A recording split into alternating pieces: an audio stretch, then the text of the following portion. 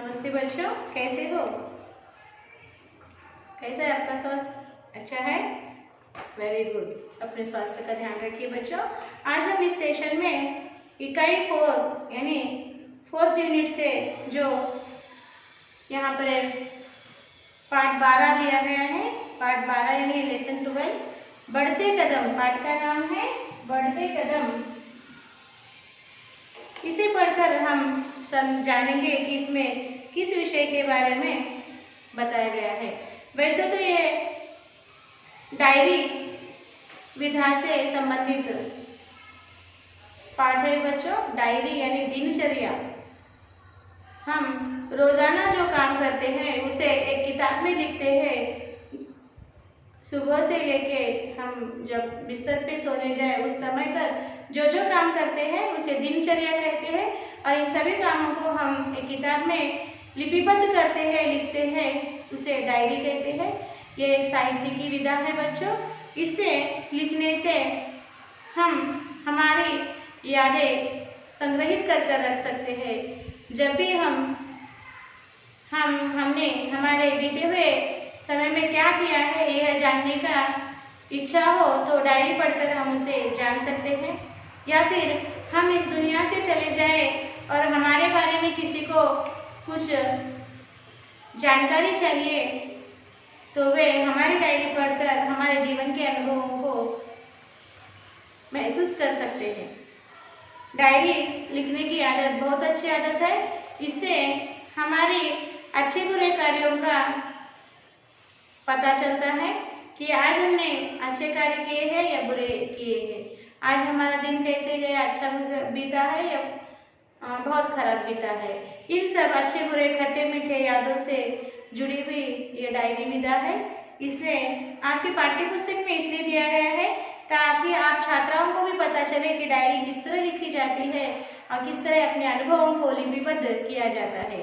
तो इस पाठ को पढ़कर आप भी आशा करती हूँ डायरी लिखना शुरू कर देंगे, ठीक है ना।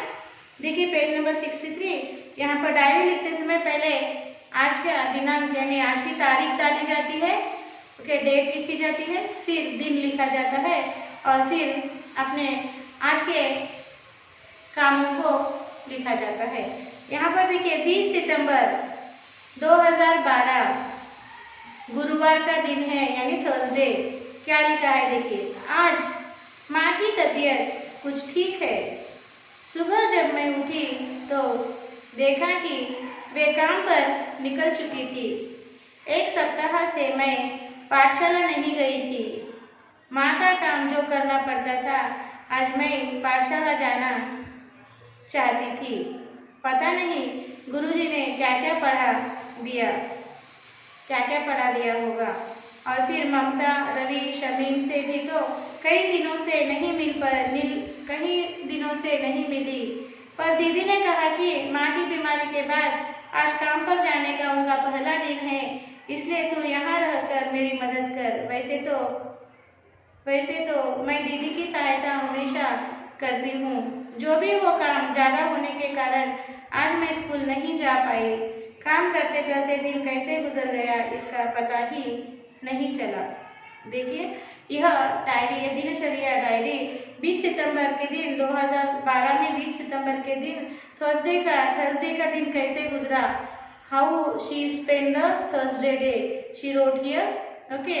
सो लिखने वाले का नाम बताया नहीं गया है अभी तक, सिर्फ उसके अनुभव बताए गए हैं। आज माँ की तबीयत कुछ ठीक है। आज सुबह मैं जब उठी तो देखा कि वे काम पर निकल चुकी थी। वे कौन है उसके बारे में भी नहीं बताया है यहाँ पर। एक सप्ताह से मैं पाठशाला नहीं गई थी क्योंकि माँ का काम जो करना पड़ता था, माँ की तबीयत खराब थी और माँ का काम मुझे ही करना पड़ता था। आज मैं पाठशाला जाना चाहती थी। पता नहीं गुरुजी ने क्या क्या पढ़ा दिया होगा। गुरुजी यानी पता नहीं अध्यापक, टीचर्स ने क्या क्या पढ़ाया होगा। और फिर ममता, रवि, शमीम से तो कई दिनों से नहीं मिली। ये ममता, रवि, शमीम कौन है? उसके क्लासमेट, उसके मित्र है, उनसे भी नहीं मिली। पर दीदी ने कहा कि माँ की बीमारी के बाद आज काम पर जाने का उनका पहला दिन है। दीदी ने कहा कि माँ की बीमारी के बाद आज काम पर जाने का उनका फर्स्ट डे है, पहला दिन है, इसलिए तू यहाँ रहकर मेरी मदद कर, इसलिए तू यहाँ रहकर मेरी मदद कर, ऐसा दीदी ने उससे कहा। वैसे तो मैं दीदी की सहायता हमेशा करती हूँ, जो भी काम हो ज़्यादा होने के कारण आज मैं स्कूल नहीं जा पाई, जो भी काम हो आज काम ज़्यादा होने के कारण मैं आज स्कूल नहीं जा पाई, ऐसा कहा गया है। काम करते करते दिन कैसे गुजर गया इसका पता ही नहीं चला। काम करते करते मेरा दिन कैसे गुजर गया इसका मुझे पता ही नहीं चला, ऐसा बताया गया है। ठीक है ना, समझ में आया? ये एक दिन की डायरी हो गई। अब दूसरा दिन देखिए, 21 सितंबर 2012, आज का दिन है शुक्रवार यानी फ्राइडे। दूसरा दिन कैसे गुजरा देखिए। आज जब मैं स्कूल के लिए निकली तो हल्का हल्का पानी गिर रहा था। बारिश रुकने तक देर हो गई। समय देखा तो 10 बज चुके थे। एक बार यहाँ तक का पाठ पढ़िए।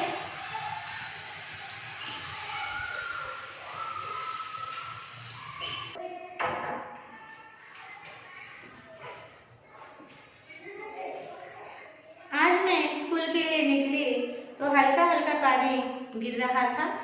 बारिश रुकने तक देर हो गई। समय देखा तो 10 बज चुके थे। मैं बाइक लेकर पाठशाला की ओर भागी, फिर भी देर हो गई। सब अपने अपने काम में लग चुके थे। लोमड़ी की कहानी लिखनी थी। मुझे तो कुछ समझ में नहीं आ रहा था कि क्या करना है। पहले डर के मारे पूछा नहीं, फिर थोड़ी देर बाद पूछा तो अध्यापिका जी ने मेरी ओर देखते हुए पूछा, समीना कल तुम क्यों नहीं आई? तो मैंने उन्हें पाठशाला न आने का कारण बताया। तब उन्होंने मुझे हर दिन पाठशाला आने के लिए समझाया। फिर कहानी पढ़ने को कहा। मैं पढ़ने लगी। मज़ेदार लगी कहानी। मैं तो पढ़ ही रही थी, पर श्याम और सायना ने तो अपनी कहानी उत्तर पत्रिका में लिख भी ली थी। वे अध्यापिका जी को दिखाने, पेज नंबर 64 देखिए, दिखाने लगे। रवि और इरफान एक दूसरे के बाल खींच रहे थे। अध्यापिका जी ने उन्हें डांटा। इतने में 10 मिनट की छुट्टी हो गई। मैंने शमीम और ममता से खूब सारी बातें की। शाम को खूब खेला। दिन कैसे बीत गया यह पता ही नहीं चला। देखिए यहाँ पर दूसरे दिन की दिनचर्या यानी डायरी। 21 सितंबर 2012 के दिन क्या हुआ? वो दिन शुक्रवार का दिन था और इस लड़की डायरी लिखने वाली लड़की का नाम है समीना, और इसका वह दिन कैसे गुजरा देखिए। आज मैं स्कूल के लिए निकली तो हल्का हल्का पानी गिर रहा था। माँ की तबीयत खराब थी, इसलिए ये लड़की समीना बहुत दिनों से स्कूल नहीं जा पा रही थी, क्योंकि घर में माँ की देखभाल करना पड़ती थी। आज वो स्कूल जाने को लिए निकली तो आज हल्का हल्का थोड़ी थोड़ी बारिश हो रही थी। बारिश रुकने के लिए देर हो गई। समय देखा तो 10 बज चुके थे, और समय यानी टाइम देखा तो 10 बज चुके थे। मैं बैग लेकर पाठशाला की ओर भागी। बैग यानी स्कूल का बैग लेकर ये लड़की समीना पाठशाला की ओर भागी। फिर भी देर हो गई। 10 बजे यानी फिर भी पाठशाला का समय निकल गया, देर हो गई। सब अपने अपने काम में लग चुके थे। कक्षा आरंभ हो गई थी, क्लास स्टार्ट हो गया था। सब अपने अपने कामों में बच्चे लग चुके थे क्लास में। लोमड़ी की कहानी लिखनी थी। अध्यापक ने, टीचर ने उनको लोमड़ी यानी फॉक्स लोमड़ी की कहानी लिखने के लिए कही थी। सब लोग लोमड़ी की कहानी लिख रहे थे क्लास में। मुझे तो कुछ समझ में नहीं आ रहा था, क्योंकि समीना ये लड़की बहुत दिनों से स्कूल नहीं गई थी, आज ही गई थी पहले बहुत दिनों के बाद, और सब लोग लोमड़ी की कहानी लिख रहे थे। इसको पता नहीं चल रहा था कि क्या लिखना है। पहले तो डर के मारे अध्यापकों को भी नहीं पूछा, टीचर्स को भी नहीं पूछा और बच्चों को भी नहीं पूछा। फिर देखिए, फिर थोड़ी देर बाद उसने अध्यापिका को पूछा तो फिर थोड़ी देर बाद पूछा तो अध्यापिका समीना की ओर, लड़की की ओर देखते हुए पूछा उससे, समीना कल तुम क्यों नहीं आई? समीना कल तुम क्यों नहीं आई? तो मैंने उन्हें पाठशाला न आने का कारण बताया। तब उन्होंने मेरा कारण सुना और समझकर कहा कि आने की कोशिश करो, पाठशाला हर रोज आने की कोशिश करो। फिर कहानी पढ़ने को कहा। उसने कहानी पढ़ी, कहानी बहुत मजेदार लगी और ये लड़की कहानी पढ़े तब तक इसके और जो अन्य जो मित्र है श्याम और साइना, उन्होंने कहानी को अपने उत्तर पत्रिका यानी आंसर शीट में लिख भी ले लिया और अध्यापिका जी को दिखाने के लिए भी गई। और आगे क्या हुआ देखिए। रवि और इरफान जो इसके अन्य दो मित्र थे, वे एक दूसरे के बाल खींच रहे थे। अध्यापिका ने उन्हें देखा कि एक दूसरे से बाल खींच रहे हैं ये लोग, क्लास में ध्यान नहीं दे रहे हैं, तो अध्यापिका ने उन्हें डांटा। इतने में 10 मिनट की छुट्टी यानी शॉर्ट ब्रेक हो गया और मैंने शर्मिमा और ममता से खूब सारी बातें की। बहुत दिनों बाद मिली थी अपने मित्र सहेलियों से, तो इसने शर्मिमा और ममता से, समीना ने शर्मिमा और ममता से बहुत सारी बातें की। शाम को खूब खेला उनके साथ और दिन कैसे बीत गया ये उसे पता ही नहीं चला। इस तरह उसका 21 सितंबर 2012 शुक्रवार का दिन बीता। यहाँ पर 2 दिन की दिनचर्या दी गई। अब तीसरे दिन क्या हुआ देखिए। 22 सितंबर 2012 और आज का दिन है शनिवार। आज क्या हुआ देखिए। शनिवार, आज मैं पाठशाला समय पर पहुंच गई।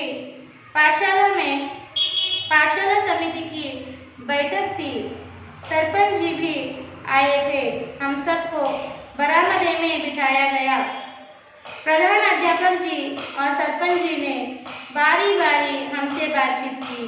प्रधान अध्यापक जी ने बताया कि भारत सरकार बच्चों के लिए शिक्षा का अधिकार कानूनन 1 अप्रैल 2010 से अमल कर रही है। इस कानून के अनुसार 6 से 14 वर्ष के सभी बच्चों को निःशुल्क और अनिवार्य रूप से शिक्षा पाने का अधिकार है। उन्हें अपनी पढ़ाई के लिए एक पैसा भी खर्च नहीं करना होगा। भारत सरकार हर बच्चे के चेहरे पर खुशी देखना चाहती है। तभी साइना ने प्रधान अध्यापक जी से पूछा, सरकार हमारे लिए और क्या सुविधाएं दे रही है? तो प्रधान अध्यापक जी ने उसके प्रश्न की प्रशंसा की। आगे उन्होंने कहा कि सरकार पौष्टिक भोजन, बालिका शिक्षा, पेयजल की सुविधा, खेल सामग्री, खेल का मैदान, पोशाक, निःशुल्क पाठ्य पुस्तकें और विविध प्रकार की सुविधाएं, प्रोत्साहन आदि दे रही है। सरकार चाहती है कि भारत का हर नागरिक पढ़ा लिखा बने और प्रतिशत साक्षरता दर प्राप्त करे। सरकार का नारा है, सब पढ़े सब बढ़े। जिस दिन भारत का हर बच्चा शिक्षित होकर अच्छा नागरिक बनेगा, उसी दिन हमारे महापुरुषों के सपने साकार होंगे। जय हिंद। प्रधान अध्यापक जी की बातें सुनकर हम सब ने तालियां बजाई। आज मैं बहुत खुश थी। मैंने घर लौटकर माता पिता और दीदी को प्रधानाध्यापक जी की कही सारी बातें सुनाई, बताई। ओके, देखिए 22 सितंबर 2012 शनिवार यानी सैटरडे का दिन समीना का कैसा गुजरा यहाँ पर लिखा है। उसने लिखा है कि आज स्कूल पर मैं समय पर यानी टाइम पर पहुँच गई। पाठशाला में यानी स्कूल में आज पाठशाला समिति की बैठक थी, यानी पाठशाला यानी स्कूल कमेटी की आज मीटिंग थी। सरपंच जी भी आए थे। ये पाठशाला गांव में है, इसलिए गांव के मुखिया कौन होते हैं? ग्राम पंचायत होती है और ग्राम पंचायत के मुखिया को सरपंच कहा जाता है। सरपंच जी भी आए थे मीटिंग के लिए। हम सबको बरामदे में बिठाया गया। हम सबको बरामदे में यानी स्कूल के आगे जो बालकनी होती है खुली जगह, उसमें सारे छात्राओं को बिठाया गया मीटिंग के लिए। और प्रधान अध्यापक जी यानी हेडमास्टर और सरपंच जी ने बारी बारी हमसे बातचीत की। हेडमास्टर जी, प्रधान अध्यापक जी यानी हेडमास्टर और सरपंच जी ने एक के बाद एक बारी बारी बच्चों से बातचीत की। प्रधान अध्यापक जी ने बताया कि हेडमास्टर जी ने बताया कि भारत सरकार यानी इंडियन गवर्नमेंट ने बच्चों के लिए, चिल्ड्रंस के लिए शिक्षा का अधिकार, राइट टू एजुकेशन एक्ट 1 अप्रैल 2010 से अमल कर रही है यानी इम्प्लीमेंट कर रही है। इस कानून के अनुसार, इस एक्ट के अनुसार, कानून यानी एक्ट के अनुसार 6 से 14 वर्ष के सभी बच्चों को 6 to 14 ईयर्स के सभी 6 to 14 years all childrens will get निःशुल्क मीन्स फ्री एंड अनिवार्य means compulsory education, compulsory education. उन्हें अपनी पढ़ाई के लिए एक पैसा भी खर्च करना नहीं होगा। They should not pay 1 NP also. They should not pay 1 NP money also. Okay, it is a totally free and compulsory education act for the children. The government is implementing from 1 April 2010. Bharat सरकार हर बच्चे के चेहरे पर खुशी देखना चाहती है। तभी साइना ने प्रधानाध्यापक जी से पूछा, सरकार हमारे लिए और क्या सुविधाएं दे रही है? तो प्रधानाध्यापक जी ने उन्हें उसके प्रश्न की प्रशंसा की। आगे उन्होंने कहा कि सरकार पौष्टिक भोजन, बालिका शिक्षा, पेयजल की सुविधा, खेल सामग्री, खेल का मैदान, पोशाक, निःशुल्क पाठ्य पुस्तकें और विविध प्रकार की सुविधाएं, प्रोत्साहन आदि दे रही है। देखिए, साइना ने प्रश्न पूछा कि what more facilities is government giving, सरकार और क्या सुविधाएं दे रही है बच्चों को? तो प्रधानाध्यापक जी ने साइना के क्वेश्चन को अप्रिशिएट किया, प्रशंसा की यानी अप्रिशिएट किया और कहा कि बच्चों को सरकार क्या दे रही है?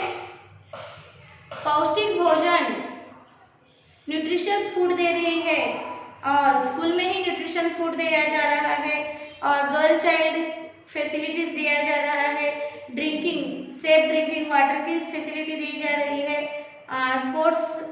स्पोर्ट्स मटेरियल खेल के लिए दिया जा रहा है एंड प्लेग्राउंड दिया जा रहा है। वैसे ही ड्रेस फ्री दिया जा रहा है स्कूल का एंड फ्री बुक्स भी, टेक्स्ट बुक्स भी फ्री दिए जा रहे हैं। इस तरह विविध प्रकार की सुविधाएं means like this more facilities also government giving to the children to encourage them to the study. प्रोत्साहन दे रही है यानी पढ़ने के लिए प्रोत्साहन दे रही है, एनकरेज कर रही है पढ़ाई के लिए। गवर्नमेंट ये सब सुविधाएं 6 से 14 वर्ष के बच्चों को देकर उन्हें पढ़ने के लिए प्रोत्साहित कर रही है, एनकरेजमेंट कर रही है, उनमें पढ़ाई के लिए रुचि उत्पन्न कर रही है। और what is the aim behind this behind this act? What is the aim of the government behind this act? सरकार चाहती है कि every child should be educated, then only the India will get developed. So that's our the slogan is सब पढ़े सब बढ़े, okay, सब पढ़े, all study and all develop, सब पढ़े सब बढ़े। जिस दिन भारत का हर बच्चा शिक्षित होकर अच्छा नागरिक बनेगा, उसी दिन हमारे महापुरुषों के सपने साकार होंगे। When every child from our country will be educated, then only the great persons, the great freedom fighters or the dream about our country that will be fulfilled. जय हिंद। ऐसा करके जय हिंद का ये स्पीच था। प्रधानाध्यापक जी की बातें सुनकर सब छात्रों ने तालियां, क्लैप्स मारी, तालियां बजाई और समीना बहुत खुश थी। उसने घर जाकर ये सारी बातें अपने माता पिता और दीदी को, बहन को बताई कि इस तरह से दिनचर्या यानी डायरी लिखी जाती है। 3 दिन की यहाँ पर डायरी लिखी है, 20, 21 और 22 3 दिन की डायरी लिखकर आपको बताया गया है कि डायरी यानी दिनचर्या किस तरह लिखी जाती है। ठीक है ना? यहाँ तक का भाग एक बार आप साइलेंटली लिख लीजिए, फिर हम अगले भाग की ओर चर्चा करेंगे।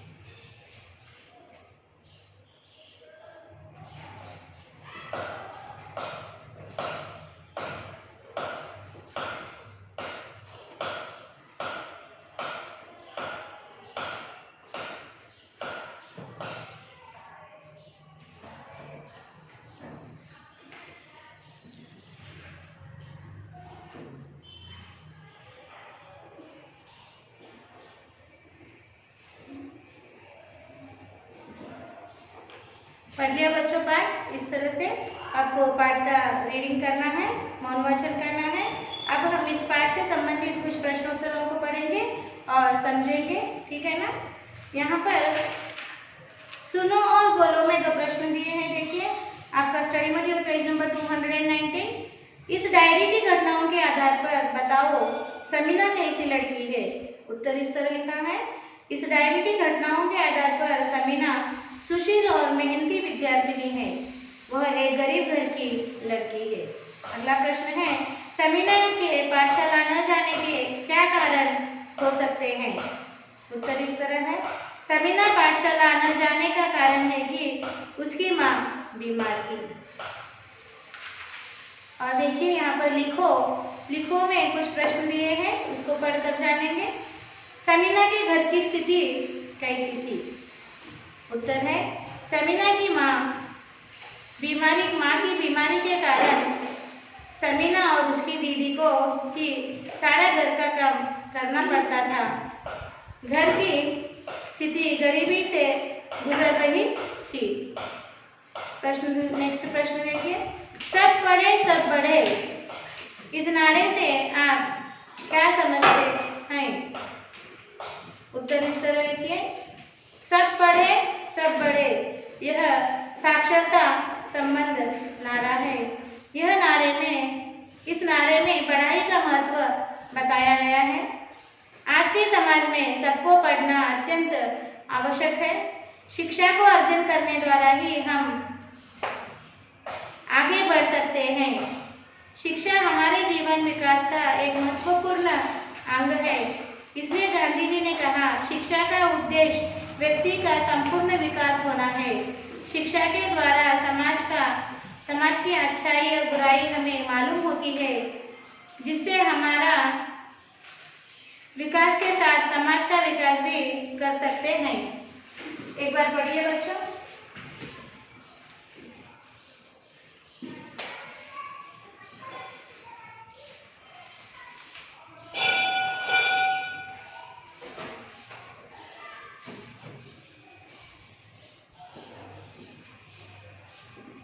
पढ़ लिया बच्चों।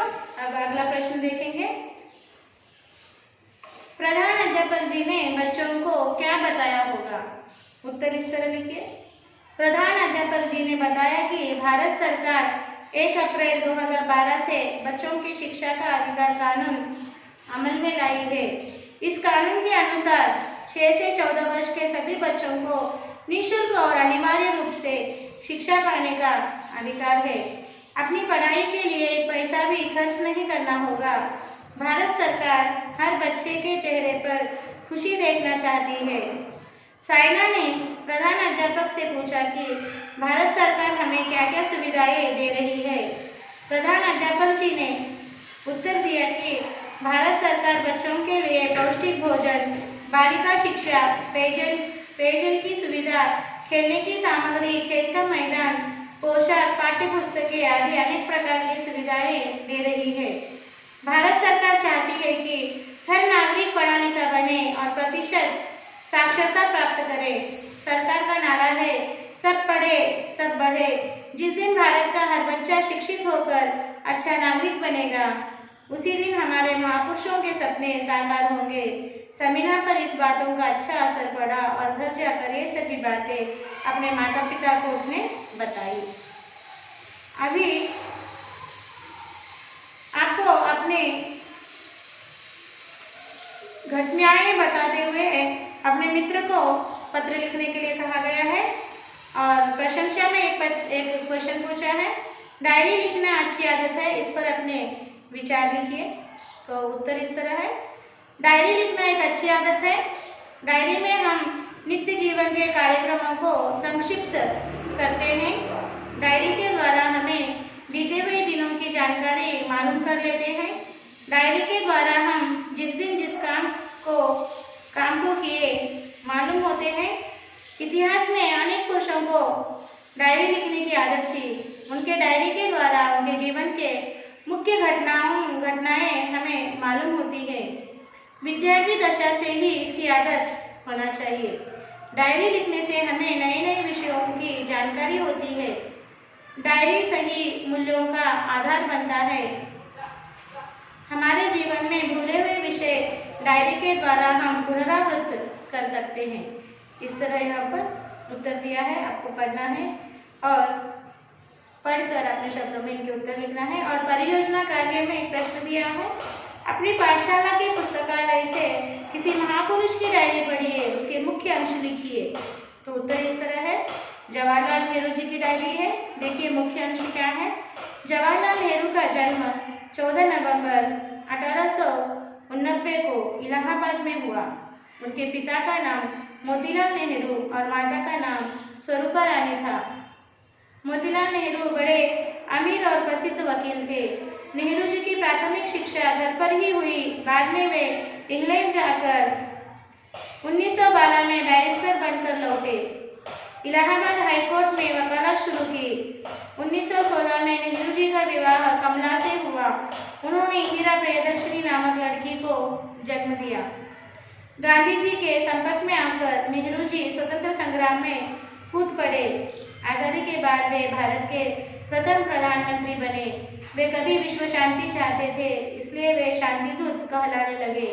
वे बच्चों को बहुत प्यार करते थे, बच्चे उन्हें चाचा नेहरू कहते थे। इस तरह यहाँ पर डायरी, नेहरू जी की डायरी के बारे में बताया गया है। ओके ना, तो सारे प्रश्नोत्तरों को हमने पढ़ा और यह पाठ हमने यहीं पर समाप्त कर दिया बच्चों। ओके, आपसे निवेदन है इस तरह से आपको पाठ पढ़ना है, पाठ के प्रश्नोत्तरों को पढ़ना है, समझना है और समझकर स्वयं शब्दों में उसका उत्तर लिखने का प्रयास करना है। आज का अपना आपका साक्षी इस तरह होगा, साक्षी लिख लीजिए। साक्षी सब्जेक्ट है हिंदी, सेकेंड लैंग्वेज क्लास है 8th क्लास और होमवर्क है learn and right all question and answers from lesson 12 in HW 1 और यहाँ पर PS लेना है और यहाँ पर PS पेरेंट्स साइन लेना है। और बच्चों सुंदर हस्ताक्षर में होमवर्क लिखकर जो स्कूल का मेल आईडी आपको दिया गया है उस मेल आईडी को भेज दीजिए। कोई भी पेंडिंग वर्क्स मत रखिए बच्चों। आज हमने यहाँ पर पाठ 12 बढ़ते कदम समाप्त कर दिए हैं। फिर हम अगले पाठ के साथ अगले सेशन में मिलेंगे। तब तक बच्चों धन्यवाद, बाय बाय।